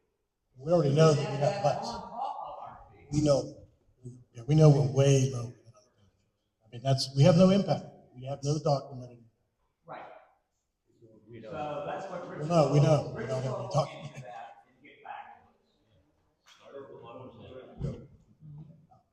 us. So this income asset review. But, Tony, Are these Go ahead, impact Tony. fees that apply to developers? Yes. Or to just the resident has a couple acres of ground, wants to build a house? So now we're talking zoning permit fees. Does he have to pay these fees? So Tony, here's the thought. We don't understand Or our are we looking fees. at developers? We don't understand them.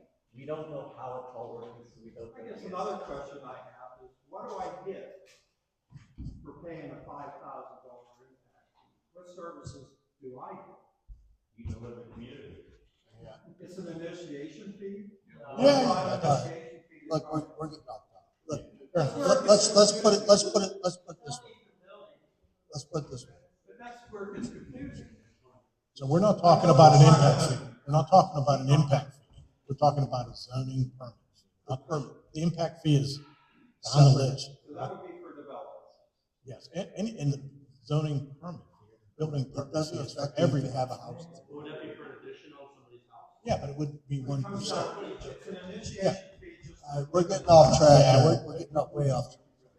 Not gonna affect your. I don't have a swimming pool. How come? You know, American Road, School Road has been tarred and chipped for 40 years. Look, this is exactly why we're having these conversations. We touched on it. That's our biggest where it gets concern. confusing. I'm not. We're not charging the current residents more. It's people that are moving. Does that answer your question?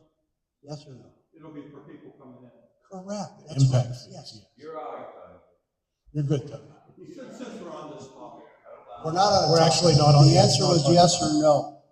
The answer is yes to the new people, no to you and I. Okay?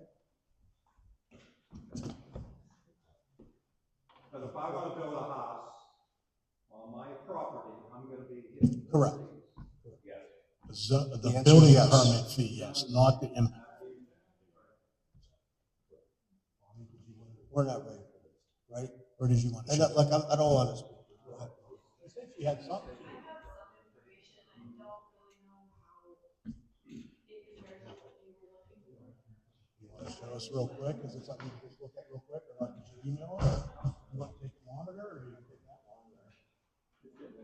You want to email it to me? So keep in mind, Bonnie's been here 45 days, but we've tasked her with a lot.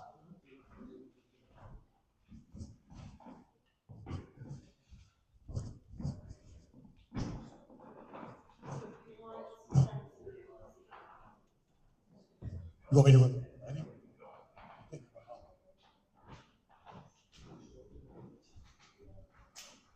Let me get out.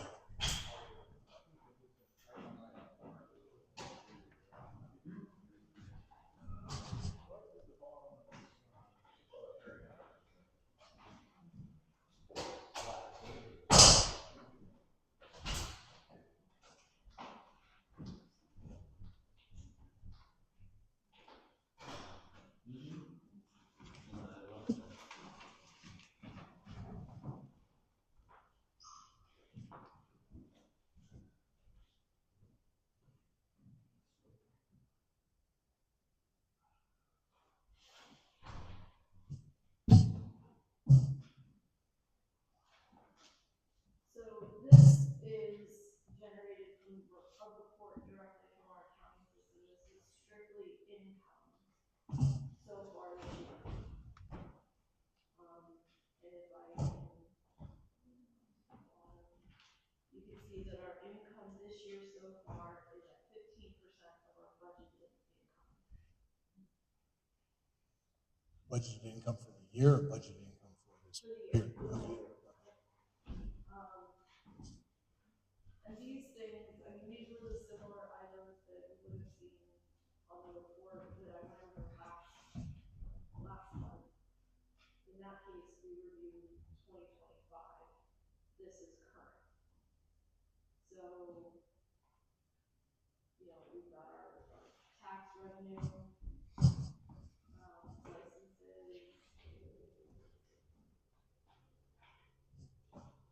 our cable franchise fee is significantly lower, but I believe we get it quarterly, so that's not too much. And then here's a lot of our other permits and a lot of our fines. Our interest earnings we're apparently doing great on. And that's due to having a good amount of money in our investment funds and our reserves. We don't have a lot, I mean, we only budgeted 4,500 on the community center, so I wouldn't say that's too off base at this point, but we're headed into summer, I would expect that to go up.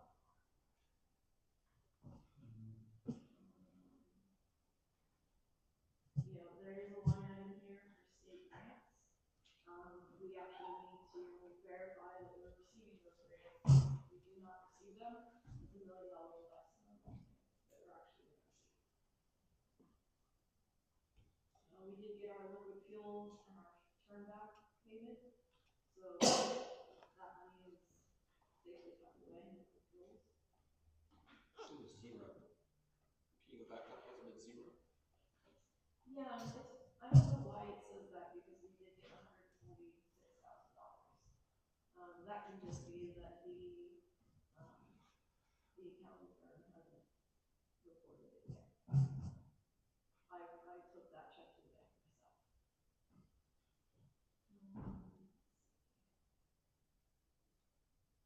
I mean, none of these amounts are, you know, excessively high. They all are in the, you know, 26, I think 30-some% was the highest. But overall, we're only at 15% in income for the year. But $1 million of that is that the multimodal grant? You don't know. Unfortunately, can't answer that question right now. So we also have, here are the township properties, and these include just the insured values, not, you know, not a fair market value. But you see our insured values down at the bottom are 4.7 million. And this does include the new property. But no equipment, right? No equipment. I do have equipment on that page, however, I don't. Oh, no, I do have insurance. So this is the insured value of equipment. So 1.5. And that does include, right there at the top is also vehicles. I think you did a pretty good job. We're not having much. Looks like we've got quite a bit here. Fair, I didn't know if you just wanted this basic information or if you wanted more. It's fine for now. Yeah, I think this is what I was. There are some line items on here, I mean, if I just put the entire list on here, you'll see at the bottom, you know, That's fine. all the police section. And there's actually quite a bit more equipment that public works has that isn't listed here. Sure. If we listed everything line by line, it would be significant. Is there any way we can get a copy of this, Bonnie? The spreadsheet? Can we get a copy, the supervisors get a copy of the spreadsheet? That satisfies me. I don't know. Were you This just is looking for. This is Rich, Rich. you want to see anything else? If you go back to income, and then earn income. Goes in there.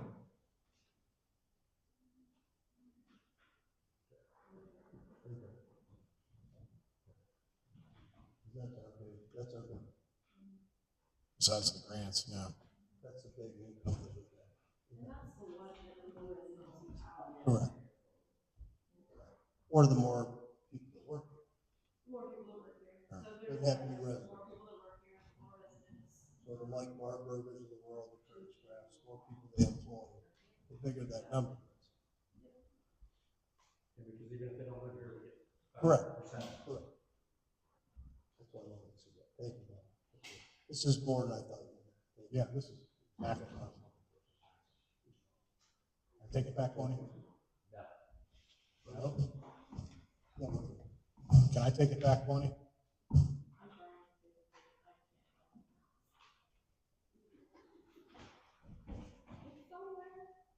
I got it. Thank you. All right, so the next item on here under new business, just for the sake of time, we might have a couple of. Yeah, we might have to. It's fine. But this is an important one. Review of 600 Perry Hwy loan payment strategy and short-term plans. I guess I would really focus right now on the loan payment.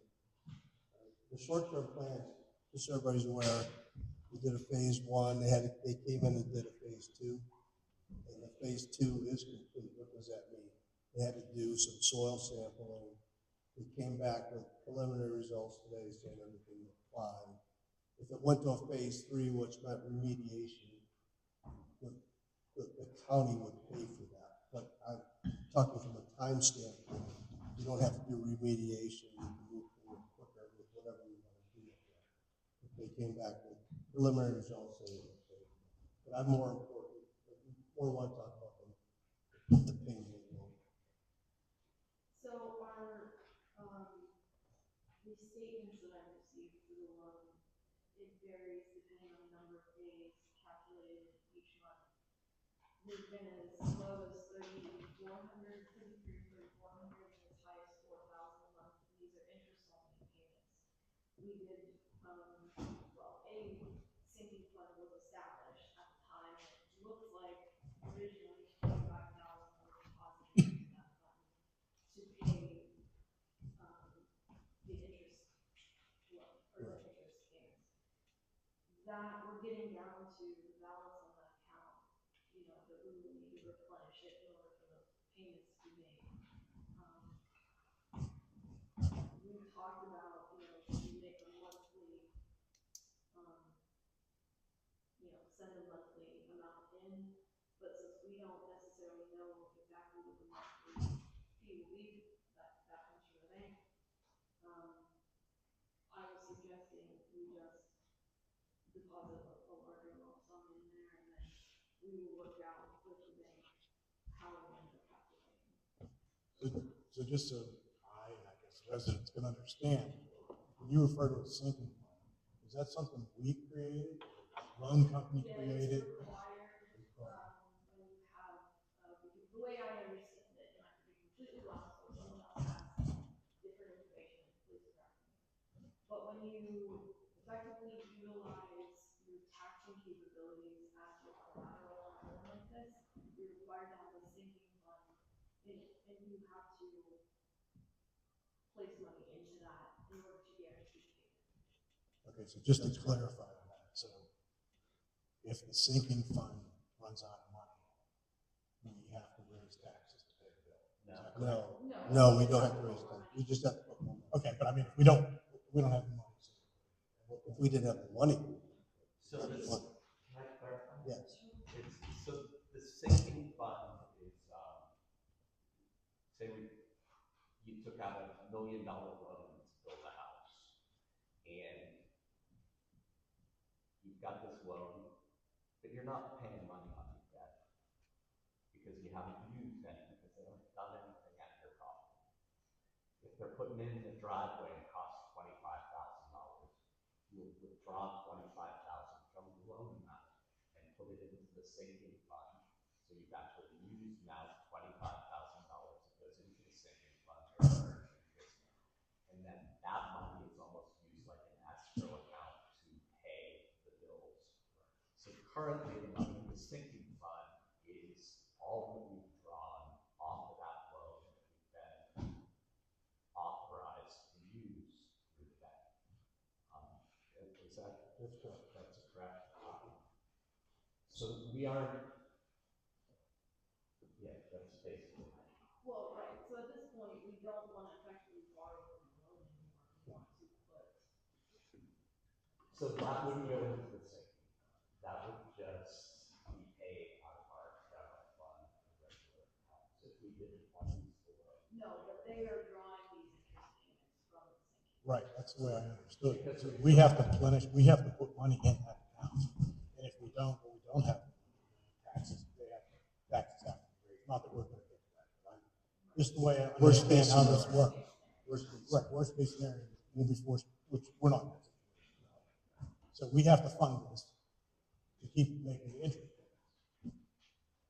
The payments need to be made one way or Right, I guess, or I guess we could just make the payments directly out of our account. Correct. We could, okay. Yes. Maybe that's clear, because I think the sinking fund idea, the way Rich explained it, it's almost like you get a home building loan, and yeah, now I'm building this, so put that money in there, pay the contractor. That's just how we've chosen to make the interest payments thus far. Thus far. We can certainly change that dynamic. We can take it out of this. Okay. Let's cover that. This is a big one. Identify the forced park withdrawal and then replenish. So that was something. We've talked about this a lot. Okay. Right, so $220,000 removed from that fund and put towards the purchase of the property, the initial purchase. So far, that money has not been replenished. Which, you know, we kind of borrowed it from ourselves and we should pay ourselves back. Let me ask, because maybe I misunderstood what you said, or I didn't understand. You and I researched before. I thought this was an interest-only loan. I didn't think we put any money down other than $23,000 closing costs and fees. So what seems to have occurred, and I'm coming into this piecing it together right now, what seems to have occurred was that funds, there were funds that were taken from, like Park. this was the full spring fund, and those funds went towards the purchase of the property. About a month later is when the loan was fully initiated. It seems like maybe the loan didn't come through in time. So it looked like we So the put. loan came through, and now that money should have been deposited back. That's the way I Should understood come it. back. Okay. Should come back. So we actually didn't use this other than temporarily. Did not use this to put money down on the bridge. $600. Right. So what's the total amount? $28,000. In the Four Springs, Right. I think it's 8,000, 8,500. 8,500. It's not, That's all back into the fund. So that's we why gotta we're trying transfer the money back. what was there was that 228. So $260,000. 228. Yeah, so that 228 needs to go back. That's what we're talking about.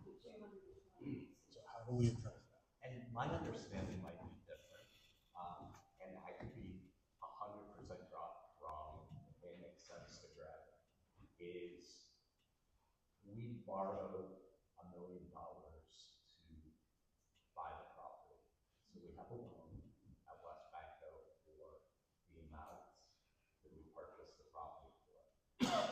we had to put money down to get that loan. So we used $200,000-ish out of the park fund to make the down payment. The reason that we could do that was because that $200,000 that came out of the park fund was used to expand the park, because it's a municipal center and a park. And we're growing. That's a good idea. I wish this would have been approached this way at the beginning. If you guys would have said, we have an investment here, we have a very good investment, and I think this is what we want to do, and explain it just like that, we're expanding the park. It didn't happen, and I think a lot of people were ticked off on that. Right. But I'd actually, sorry. So, all right, I understand this now. So here's where we're at. The $200,000 doesn't necessarily need to go back and replenish the park. The $200,000 was used to expand the park, which was a park. Was for the park. Right, and we're still gonna have a park fund. And we still have a park fund which should be replenished through the impact fees at Page Place, if that's how we decide to use In 2019, when the park was purchased, we had $215,000 and $200 in the park fund. Yeah. We really didn't gain much by the $2,000 a door with the development added to that fund, because you only had the most $280,000. It was before my time. I really don't know what did or didn't. Anyway. Well, just to Again, clarify, I appreciate the way you explained it. I don't know if that's You correct, explained it as the investment of extending the park. but I don't know if that's correct. Bonnie, when we sat down and looked at this, was that 220 used to purchase the property? I don't think it was. At least it appears. Temporarily. It was like a bridge loan. So it should be there. It should have gone back into some account. Is No, that it correct? was used to expand the park. That money was spent and it's not coming back. So we paid $1 million for the property, that and then we was- got another $1 million loan, and then we got the $1 million for the property purchase, so that we should have got that $220,000. No. I'm asking why. So you're asking me to speculate on something. Okay. We should, Your question, I can tell you the way it appears to me on paper with what I'm seeing, that these funds were moved and a purchase was made and then a loan was brought in. I can deduce certain reasoning behind that, but because I wasn't here, if there's other information that I don't currently have. why don't we bring in the gentleman from West Bay? Yeah, I'd like to know who approved that. So let's bring, you and I can, this week. But just logically, we bought the property for $1 million, and we got $1 million loan. There should be that 220,000 still there.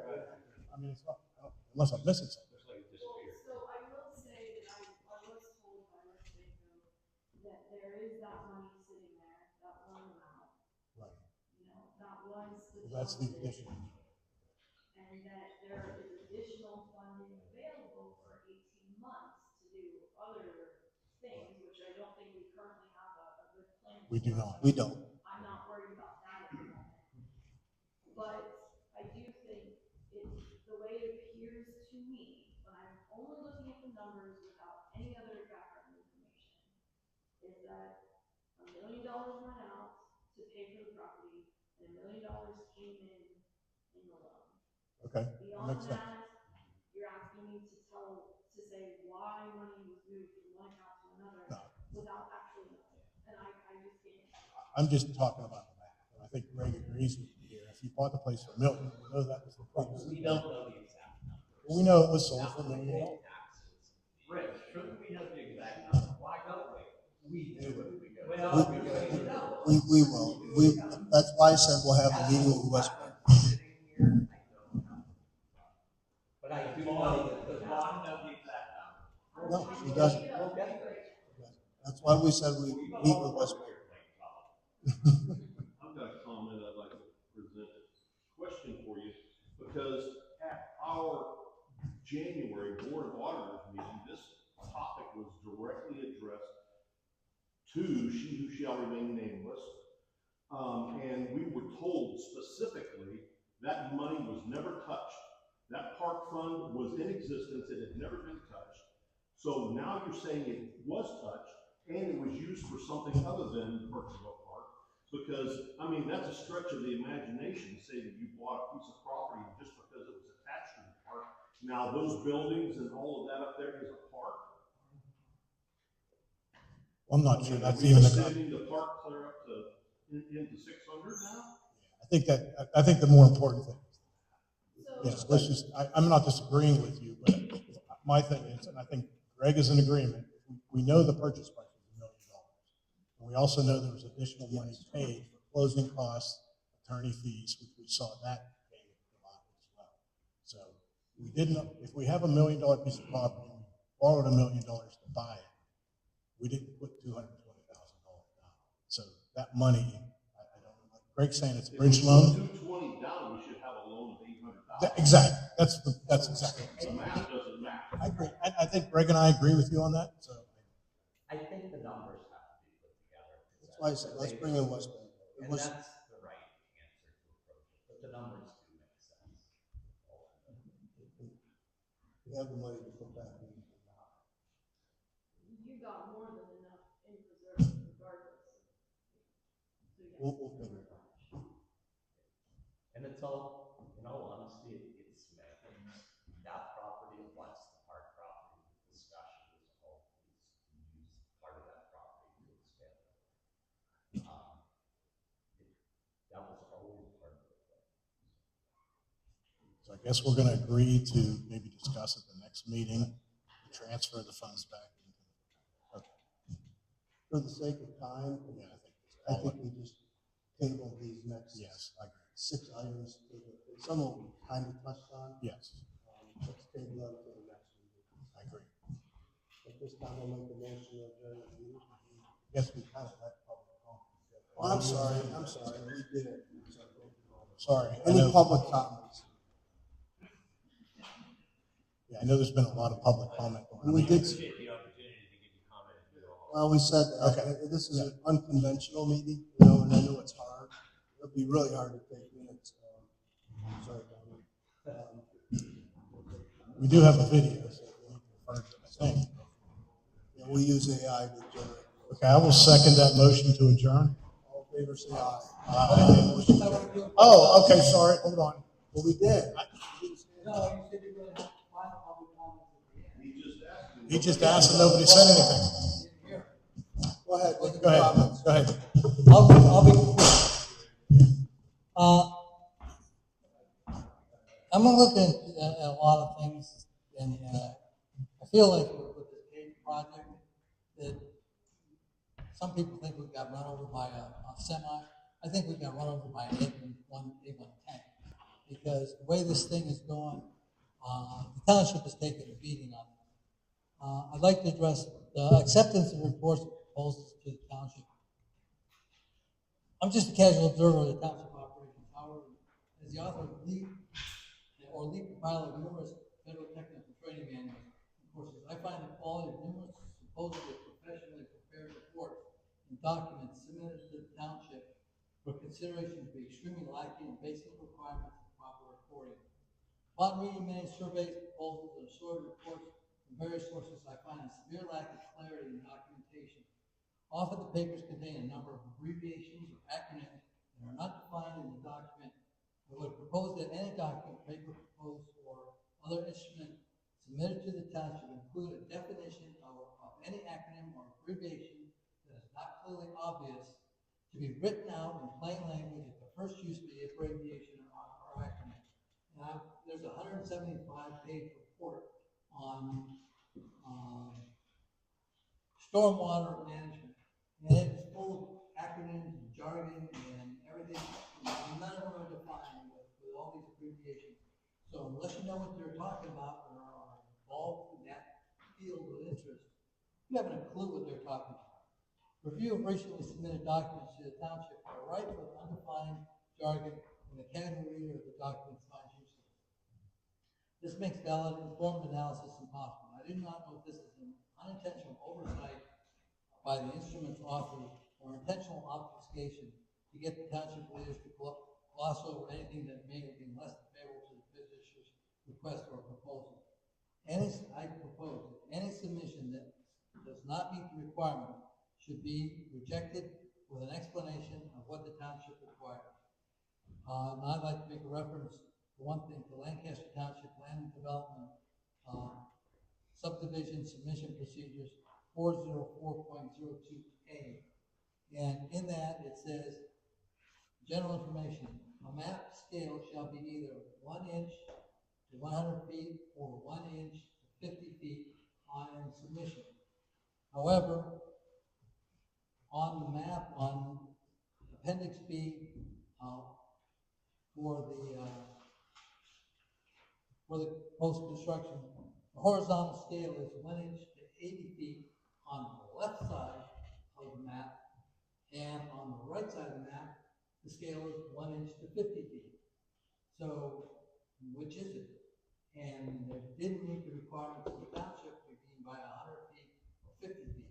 Maybe if it was 50 feet, you did, but otherwise it didn't. And additionally, on the undated letter for the Scheffler Company surveys, the development at, which is 38 acres, the applicant was only charged for 26 subdivision lots by the Butler County Planning Commission dated January 29, 25 letter. The remaining $1,400 must be paid because they missed the other total of 124 lots. So they only paid for 26 lots, not the 124. Was this ever corrected? Was this ever addressed? Or was this money ever collected? This is a January 29, 25 letter. The survey addresses at length runoff, but not necessarily total runoff volume. Well, this is the post-construction, and I'm reference to 102.8B 1 through 8, 102.8F3, 102.8F4. Converting woodlands and meadows with established soil enriched by 50 years of plant decomposition, creating a forest permeable surface is incongruent with the claim that the runoff after the development is less. They're claiming it's less than the runoff prior to the development. If developed the land with paved road, why don't they pave the whole thing and we have no runoff?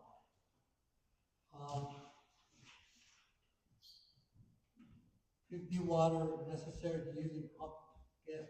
They're talking about how they're going to depump the water and how they're going to collect the sediment. When you get those buildings built,